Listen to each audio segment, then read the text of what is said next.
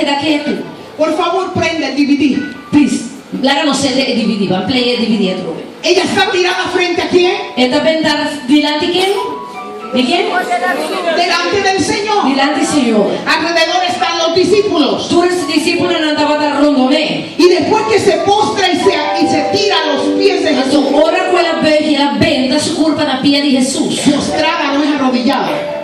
Di böch no che mendi in arrudia. Postrada es Che acostada. me benda che me guarda totalmente dormì. Su cuerpo completo tirado en el piso. Su curva stava completamente a una suela. Y allí tirada postrada delante del Señor. In benda delante del Signore di böch. Comienza a rogar. E la comincia a roga. Señor, Señor, Signore, Signore, por favor. por favore. Mi hija. Mio. Está endemoniada. È di demonio.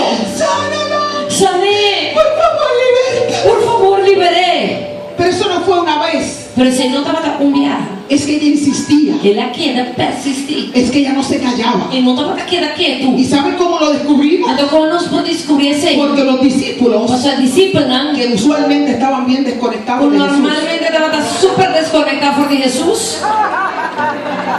¿saben lo que hicieron? O sa che con Asi, Mandan a callar. Nasi, please, por favor, mandi chieda quieto. Está dañando el culto. E sta dañando il servizio. E strova il servizio. Está estorbando la campaña evangelística. E sta strovando la campagna evangelistica. Es más, te está estorbando el descanso tuyo. E ti sta strovando il sosiego. Mandar a callar. Vi queda quieto. Ya nos molesta su grito. E la comincia a cansare i nostri gritamenti. Ya nos molesta su ruego. E la comincia a cansare il nostro rogamento. Dile a tu vecina, no te canses. Viste su un amico non cansa.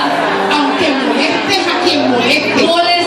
Di massimo dopo lo Alguien está aquí, me está viene entendiendo. da comprendere a finale. Porque el primero que se molesta cuando tú ruegas sin cesar Posso promette che da cansa ora può chiedere roga, si sto. es el mismo infierno. E